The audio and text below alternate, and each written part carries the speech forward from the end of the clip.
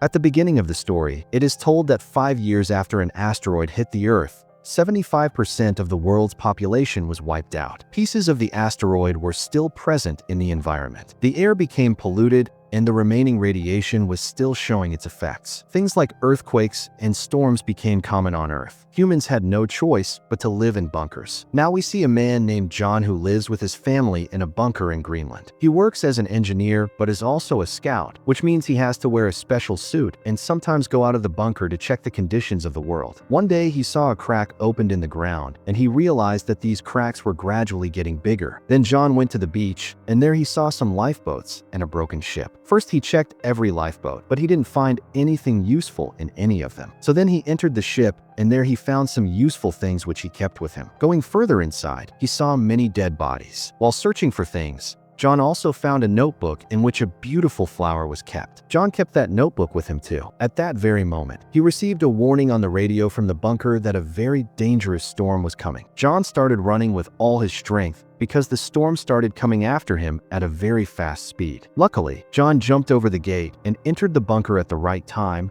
and closed the gate before the storm could enter. After saving himself, John sat down in shock. He started thinking about how close to death he was. After this, John decided to meet his therapist and started talking about the strange condition of the world. The therapist said that everyone's condition is the same. People are just showing that everything is fine. That's why he told John, "Why are you worrying? You have something in your hands. Spend as much time as possible with your family. Live freely." Meanwhile, John's wife Allison was sitting in another bunker having a meeting with the leaders, where everyone was talking about how food and drink items were running out. Then Allison received a message which said that John had returned safe and sound. In the same meeting, Dr. Amina gave information received from scientists which she had received from other bunkers. It was about the craters formed by the asteroid. The size and depth of these craters would protect them from the storm, and it was possible that the poisonous air wouldn't harm them much either. That's why those places could be good for living. But Adam reminded that these craters are in France, and there is fighting going on all over Europe. Suddenly an earthquake came and the entire bunker started shaking. But everyone was just waiting for when the earthquake would stop and then got back to their work as if it was a completely normal thing. Someone in the meeting started saying that these earthquakes are becoming more intense. Then Allison reminded everyone that some people are still stuck outside. We have to help them too. But Adam started saying that we don't have things to accommodate more people, and also who knows what kind of diseases they will bring. That's why this matter should be dropped. But Allison started saying that voting will tell what people want. Hands were raised and most people supported Allison. That's why it was decided that tomorrow a vehicle that runs on ice would be sent. Later, when John was fixing the bunker's pipes, Allison saw her son Nathan outside. She got very angry about this, saying, "You'll get sick. Come inside quickly." Inside in his room, Nathan was using a torch to shine light through the holes made in his bedsheet, which created stars on the wall above,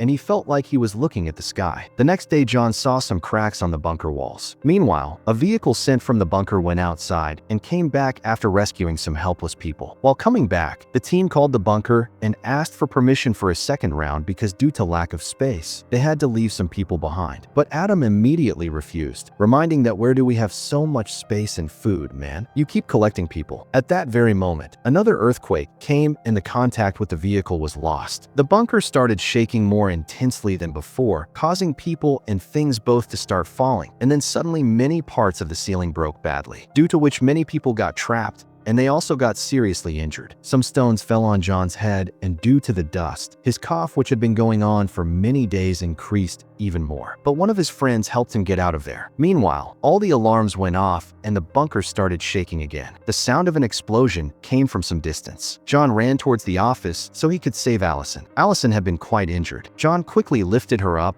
and both set out to find their son. They found Nathan in his room wearing a mask, but still he was having difficulty breathing. John told his family to pack things as quickly as possible. Till then I'll bring more masks so they could leave this bunker. All the people were running here and they're in panic. But John still reached the lockers and brought masks. After which Nathan started feeling a bit better and the family prepared to get out. When the bunker's shaking and trembling stopped, the walls also started breaking. A worried crowd gathered on the way outside, but the gate was only half open and it was not possible to get out through this door. So John took his family towards the back way. Unfortunately, the back way was also broken. Because there was no other way, John told his family to crawl forward. Somehow they reached near the door and John pressed the button of the door. But due to the heavy engine, the bunker broke even worse. But at least they got outside safe and sound. There was heavy chaos outside too. When explosions of water started happening in the ground, they lost Nathan and ran back to find him. They saw that Nathan was helping Amina, who had fallen down. They took Amina with them too and started running towards the beach. Here the surviving people were trying to save their lives by getting on boats. So many people gathered that one boat even capsized, after which all those people fell into the water. Some anxious and desperate people started trying to snatch Adam's mask, taking advantage of this opportunity. So Allison and John ran to save him. But then a man pounced on John and snatched his mask. But still somehow he and Allison dragged Adam to the shore. Now there was only one boat left. So John started quickly showing his family and some people the way to get on it. Allison wanted to save as many people as they could, but the captain said there will be too much weight, the boat will sink. So out of compulsion, they had to close the door right in people's faces. The people standing outside clung to the boat until the boat started moving. At that very moment, a very big wave came in front and hit the beach, taking those people along with it. John's boat also bounced around hard in that wave, but somehow the captain kept the boat steady and they continued moving forward safely. After a while, John used a device to confirm that the air quality here is fine. That's why they can take off their masks. Then everyone sat down to talk about where they should go, and because Iceland had finished, they decided that their nearest destination is England. A few hours later, the boat stopped working, but then John checked the engine and fixed it so they could continue their journey again. When it became night, Nathan became very happy because finally he got to see the stars. A few days later, the boat stopped again because the oil in it had run out. Now no one had any way out, so they left the boat at the mercy of the sea waves, hoping they would take them somewhere. After quite a long wait, the boat finally reached land. Everyone looked outside and were shocked when they found out that they are in Liverpool. John confirmed with his device that the air here is clean, but now they would have to find a place to stay as soon as possible. But when they looked down, they found out that a part of the area was submerged in water. John took a paddle and started moving the boat until the boat finally hit a dry road. Everyone got off the boat and saw that the city seemed completely deserted. They saw some people on the street, so they started following them and reached a place where people were trying to survive somehow. John saw that many of them seemed sick. That's why they won't be able to survive for many days. John's group heard screaming sounds. Following the sounds, they saw a crowd. Many people were making noise outside a bunker, while some soldiers were guarding that bunker. Adam ran towards the gate and started telling that we are government officials from Greenland station. Let us go inside. On this, the soldier said show your ID. But only Allison had an ID and she didn't want to go inside, leaving her family. Adam started arguing with the soldiers while the crowd became even more angry. Suddenly a soldier shot at him. When another person standing in the crowd tried to enter by force, he was also shot. The soldiers closed the gate and the alarm started ringing. At that very moment, a storm coming in the sky appeared and the crowd got scared and started running. Amina and John's family stopped a van and asked the driver to take them to London, but the driver started demanding payment, for which John gave him his watch, after which the driver agreed and the vehicle sped out of the city at high speed. They escaped the storm in time. Allison was hugging Nathan and consoling him that everything will be fine, while Amina was very sad for Adam. The driver told that people have become so desperate that they will kill anyone for food. A few hours later, the van stopped for a while in the middle of the forest. Then John asked the driver, "Do you know anything about the situation in France?" But the driver started saying that that area is very dangerous and that talk about the asteroid crater seems false to me, that there is very good land there, water, everything. Suddenly, they heard a strange sound, so they saw that many pieces of the asteroid were still falling from the sky. All the people quickly grabbed the trees so that they wouldn't fly away with the wind. But then that driver started saying that that van is my everything. He ran to save his van, but during this, pieces started falling on the ground and one of them destroyed both the driver and the van. When this rain of pieces ended, our 4 surviving people took out their bags and whatever useful things they could find from the van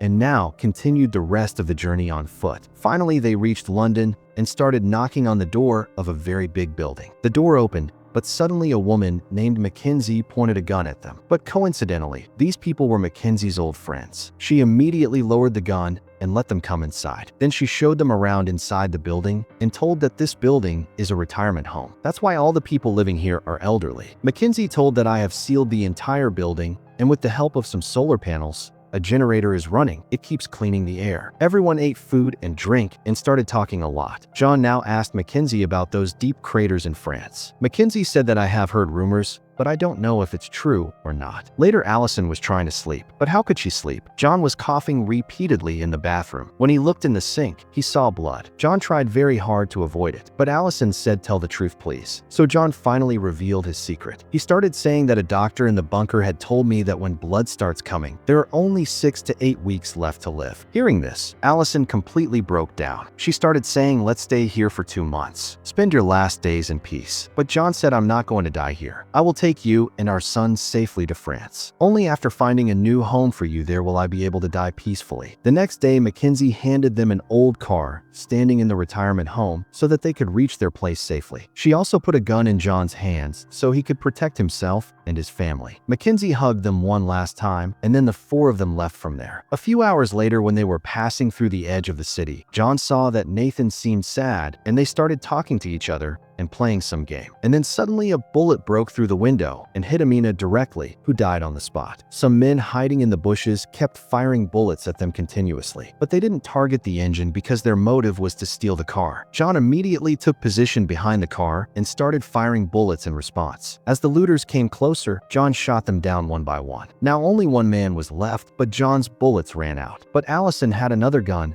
and she shot the last man before he could harm them. After consoling each other, they together dug a hole and buried Amina. John started saying a prayer saying goodbye to his friend, which Nathan listened to very carefully. A few hours later, the family reached a large desert area. They understood that this place is the sea that used to be between England and France. The water had receded from here, so at least they wouldn't need a boat. On the way, they found many ships lying around. Going a little further, they saw some people. Looking a little, they found out that there is a very big crack in the middle of the ground, and they have to go to the other side of this crack. To reach here, they would have to cross a dangerous bridge made of ropes. Seeing this, Nathan got very scared and started saying, "I'm not going there." Then John went first, encouraging him. The whole family started crossing the rope very slowly and carefully. When John suddenly coughed, he almost slipped, but he immediately steadied himself. Just then suddenly very strong winds started blowing and the wind shook the bridge hard. But still everyone somehow kept themselves safe. Luckily the wind stopped quickly and the family kept moving forward and reached a rock in the middle. From there 2 stairs were going to the other side. They had just reached the middle of the stairs. Suddenly a powerful earthquake came. Luckily none of the 3 fell. They were just about to move forward when suddenly a second earthquake came. This time the rocks on both sides started breaking. Soon that bridge made of ropes also broke. Many people fell down into the ravine and died. A man present on the second staircase got scared seeing this, and he quickly pushed the man in front of him into the ravine to reach the other side. But then that entire staircase started slipping. That's why that man jumped onto Nathan. Along with this,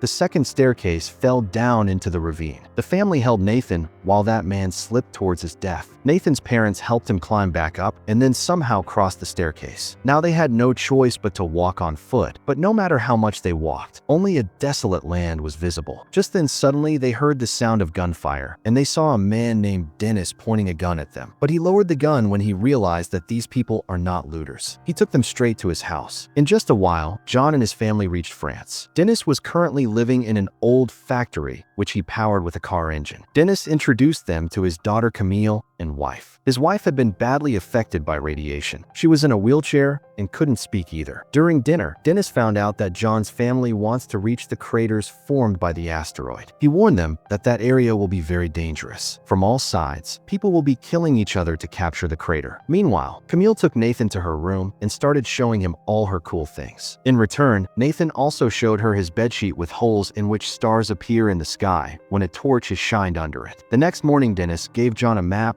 and started showing him the least dangerous route on it. He also told the name of an old friend of his in the army who is now in a big post. He also gave John an old photo of his with his friend so they could prove that they know Dennis. Maybe they would get help. Suddenly Dennis made a request to John with tears. "Can you people also take Camille with you? He himself wants to take his daughter to that crater, but he has to stay here and take care of his wife." John hesitated a bit, but Allison immediately agreed. After this, Camille said goodbye to her parents and set out with John's family sitting in Dennis's van. After driving the car for a few hours, Allison noticed that the children's mood was bad. That's why they decided to stop and take a break. Then John played a game with the children, which improved the mood a bit. Just then suddenly they saw some vehicles on the road and many soldiers surrounded them. Camille took the name of her father's general friend and convinced the soldiers to help them cross the area. By night, they reached a battlefield where the army was fighting with some people. A soldier took them from behind so they could pass through the forest without anyone's notice. When an explosion happened near them, they had to stop. But soon they started moving again